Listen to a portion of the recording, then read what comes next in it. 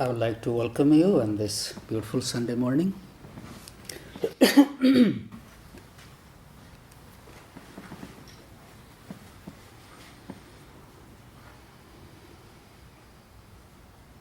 I see many new faces, people who have never been here before.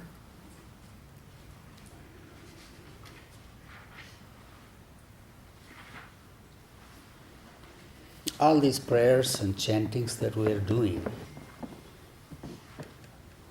it's all in Sanskrit, Hindi, a language that you are not familiar with. What are we doing? What are we singing?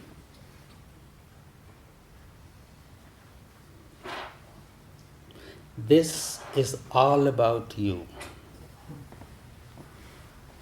All those names that we just did, Namo, Chandi, Shanti, it's those virtues residing within you. Someday, if you have a little time, maybe you could look at. I think somebody has prepared something. These are the virtues that reside within us that we forget. The lamp that was passed around, it has a meaning.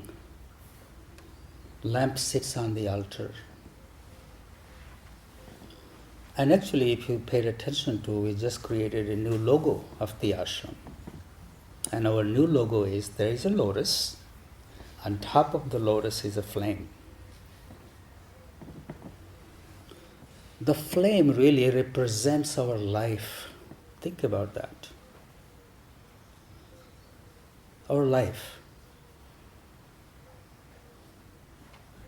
That can be snuffed by any gust of wind. At the same time, it provides warmth and light. And also,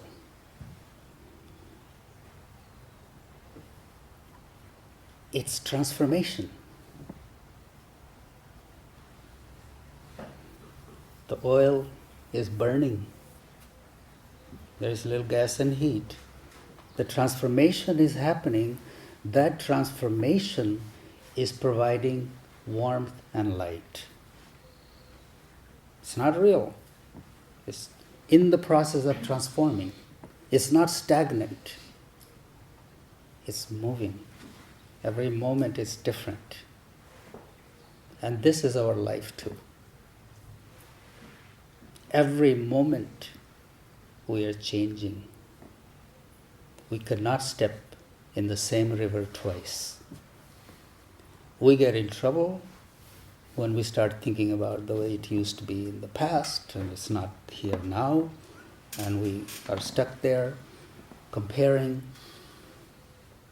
We get in trouble with ourselves. How about accepting where we are? And accepting doesn't mean stagnation. Accepting means accepting what it is and choosing what is the right, appropriate action in this moment. So the flame represents life. The flame was circumambulated around the altar. Means, may my life always stay in the orbit, in the remembrance of the higher purpose. May it never forget the divinity that resides within me. That was the meaning of this. And then it was taken to each one of us. I acknowledge that presence in me. So this is a simple little explanation. And the prayer that we were singing, Brahmanandam, while it was happening, it was really reminding us of our highest self. Baba used to say, you are much more than what you think you are. You are not what you think you are. Much more.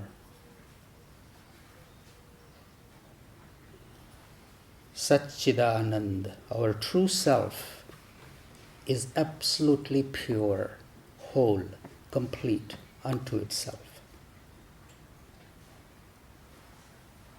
That is our true self. You read spiritual books, there is a self written with a small s, and then there is a self also written with a big S.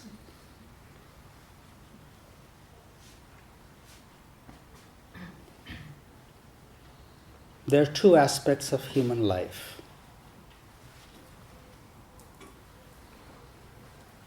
And we are mostly concerned with, or we are dealing with, we are identifying with just one aspect of life, the one that's on the surface.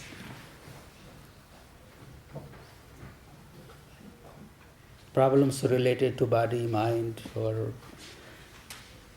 worldly existence. There is something more to our life. And us sitting here in this circle, carving out time to be here, is very praiseworthy. That at least it's an attempt to connect with that, which is more than what I just think I am. If you look at how we do, how we live, you're laying on your back, looking at the sky. You are aware of the vastness of the sky.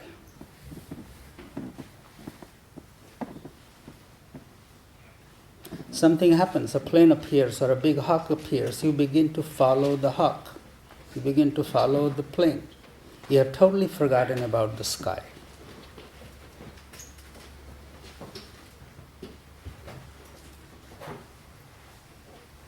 Silence is always there from the beginning of time. Sound appears and disappears. Our mind goes to the sound. We say silence is lost. Silence is not lost. Our mind just has gone to the sound.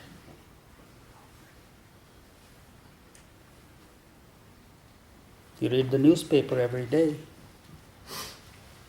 We react to the story, the print, the pictures, the politics. How often do we think about the plain paper on which it's printed, which is the foundation? Without that, this will not exist. How often do we think about that? In the similar manner, there is an aspect of our life on which all these events of life are being reflected.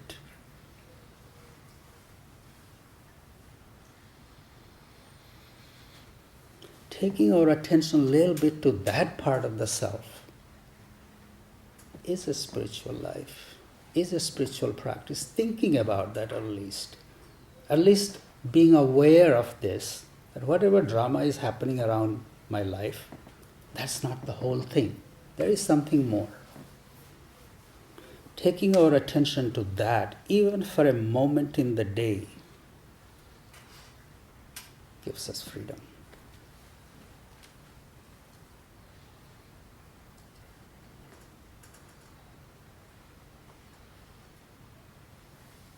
Even for a moment.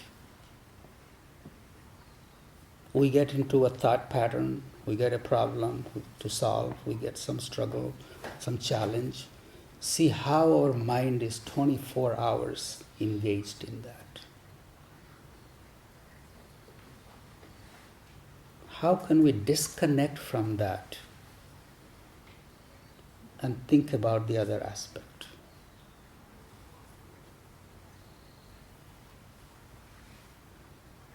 I'm not saying ignore it. I'm saying this is part of life. We engage in the world, but we have to learn how to disengage even for a short time. Even for a short time. And I know I keep reminding each of my talks, each of my satsangs, pretty much the same thing. But we need constant reminder.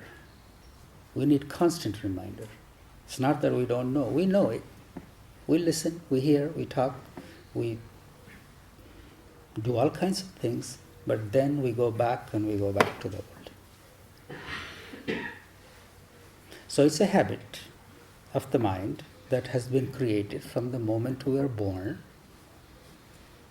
And mind loves to engage, attach itself to things that are moving.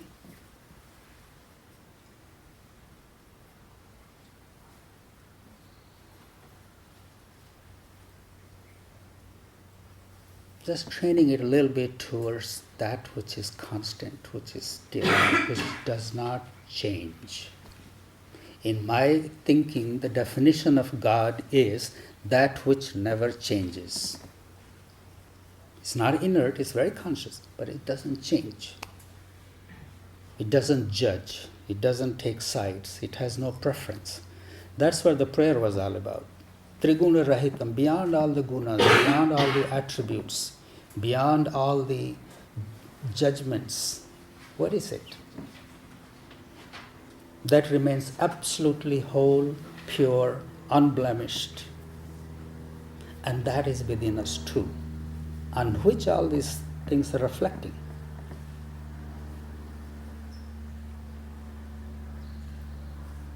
Now, the question is, how do we go back to that?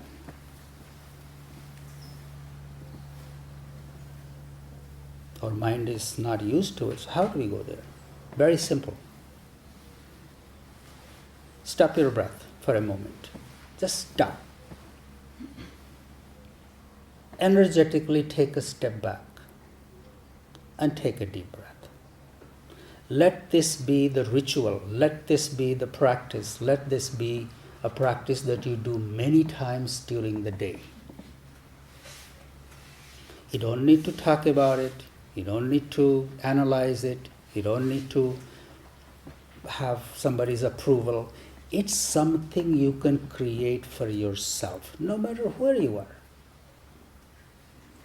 No matter where you are, you're laying in your bed, you're sitting in your office, you're engaging in a conference, wherever you are. Do it in such a way that nobody knows what you are doing, and you do it. You're sitting with 10 people. Just stop your breath for a moment. And before the body begins to get stressed, gently release it or gently take another breath in. And slowly breathe it out. That little practice gives you a little space, disengages you from what is happening out here. And not only out here, it disengages from what's happening inside too. It connects you with that which is absolutely whole, pure, within yourself.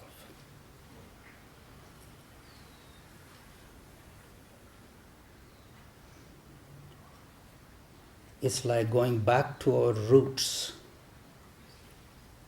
People talk about going back to our roots. That is our root. That is absolutely pure, whole, complete. When a child is born, the child is absolutely whole, pure. But then we start loading up all these expectations and things of the world, all layers and layers and layers of things. That innocence, that purity, that wholeness gets covered.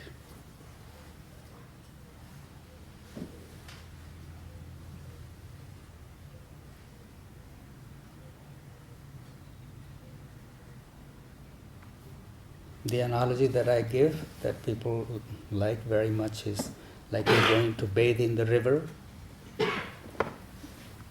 just pushing away all the muck that's floating on the surface. Close your eyes, close your ears, close your nose, take a dip, come out. Same thing. As long as we have life, all things will be floating on the surface. Our disappointments, our loss, our expectations, or this resentments, it will be there. They will be there. But that doesn't mean that I'm just totally squashed.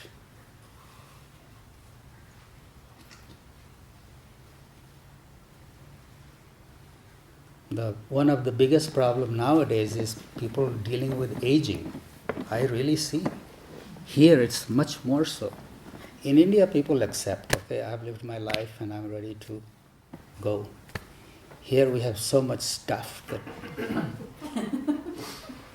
we are afraid of losing it. Or aging is the biggest problem in this country, and people are not accepting it gracefully.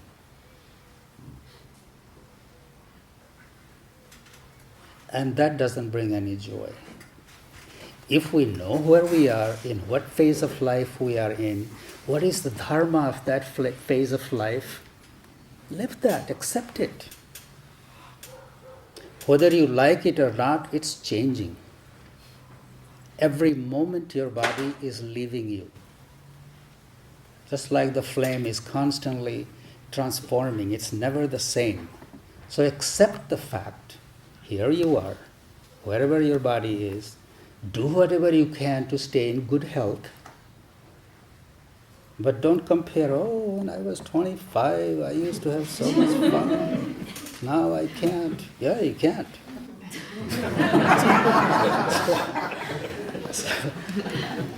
So accept it. And you don't have to prove that I have to live a meaningful life and I have to be in the news every day. Some like to be in the news every day. You don't. Accept it. When particularly in the later phase of our life, we have a big contribution we can make to the society. You know what that contribution is?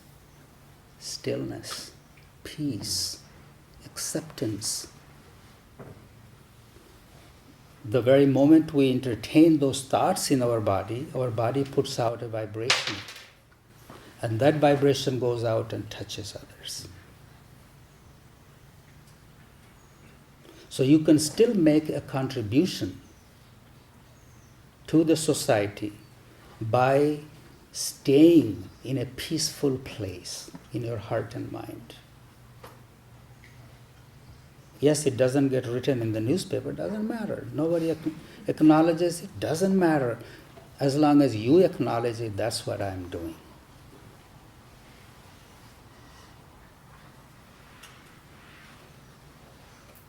That flame is constantly changing, it's burning. One day the oil will be finished. Let it continue spreading light and warmth. Accept where you are in life. Be graceful. Not bitter or unhappy walking around. It's not serving anybody.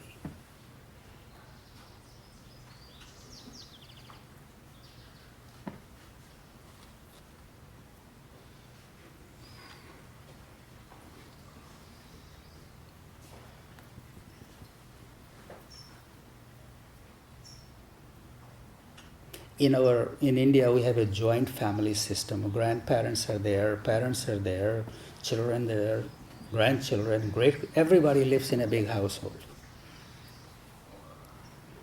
The great-grandparents, they have a little place somewhere in the corner.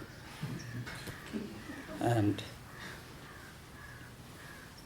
just sit there quietly, and they repeat your mantra, repeat the name of God, or read a prayer book, and that's all they do. They can't move. Somebody brings them food. But that's what they're doing. They're holding that space. And kids are running around, and people are arguing over there. They are just sitting there, and you're just looking at somebody being still in the middle of chaos gives some peace. And that is their contribution. If they start comparing that I'm not working as hard as this, then no, your time is over. But this has its own presence, it has its own dharma, it has its own effect. So you can make a contribution in the society no matter where you are, no matter what phase of life you are. It's very important. But you don't have to compare yourself to somebody else. 2 candles are burning, many candles are burning, none of the flames are the same. So please acknowledge This flame that's burning in your heart is very sacred. It's constantly changing. It doesn't need to be like another flame. It's perfect just the way it is. It has its dharma, it has its place, it has its purpose.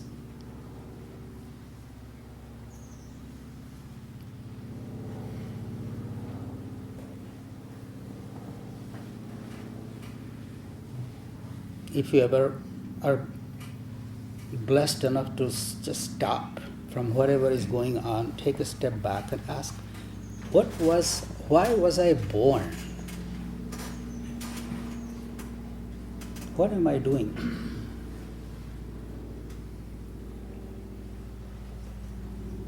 One and only purpose of taking this birth is to acknowledge the divinity that you are.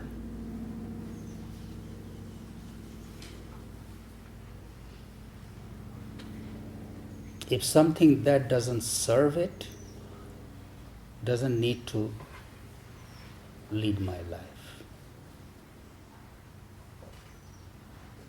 I have my job, I have my obligations, I do that. But that's not the whole thing. Take a little space, 5 minutes, 10 minutes out of your 24 hours to just do this. Those 5 and 10 minutes are the moments to honor the sky self, the silent self. And until we begin to do that, our life will feel lopsided, disbalanced, something is missing, all those things. Begin to nurture that. 5 minutes. And when you are in those 5 minutes, be fully there. Not thinking about the problem of your dog and your cat and your child and your grandchild and your own, nothing. Just stop, take a step back.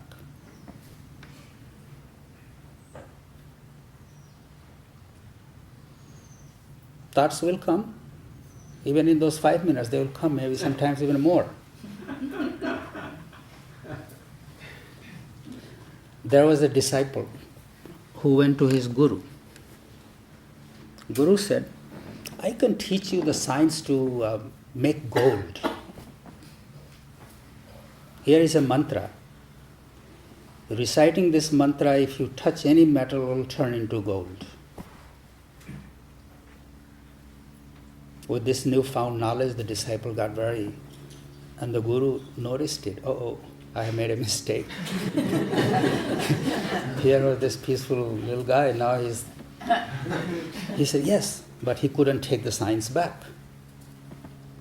He said, yes, you can make gold with it, but make sure while you are doing it, don't think of monkey's face.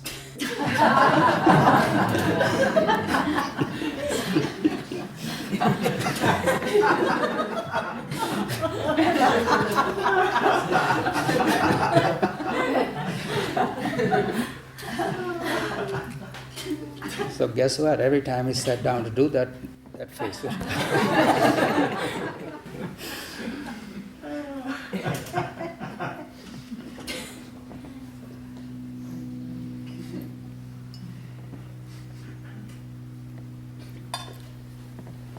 It will come. Thoughts will come. Breathe them out. Let them go. Please always remember that thing I share with you. Enjoy the world the way an ant enjoys the honey. Not fly the food. You have a drip of the syrup on the ground. You see an ant comes in, takes a nibble, pulls back, goes around, takes a nibble, pulls back, goes around, takes a nibble. It will finish up the whole drip.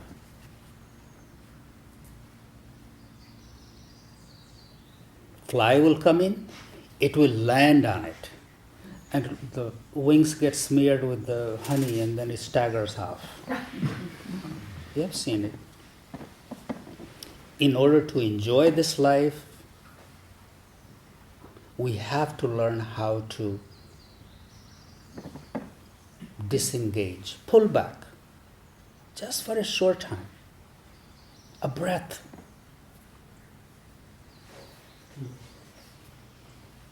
Heaven and hell are one breath apart. So, we know it all, do we practice it? Practice, practice, practice. So, no matter where you are, just even if you are sitting at your desk, just for a moment, hold your breath. That's where you start. Hold, just stop right here. No matter where the mind is, it will come back home to check if everything is okay. That's the very tangible way to bring the mind home. Just hold the breath right here. Then slowly either release it or inhale and keep your mind on that breath. And slowly breathe out. Engage again. That's all you had to do. One breath. Let your meditation be one breath long. Let it be that nobody even knows what you are doing, and you are doing it. And this way we practice what we know. Unless we practice what we know, it only becomes a more burden, and it becomes source of guilt. Know little, but practice it. And you are very fortunate to, even for a moment, separate yourself from all the drama that this mind has created. Pull back. Think of your purity, think of your wholeness, and then engage again. I bow to that wholeness within you and thank you for your time. I would love to hear what's on your mind.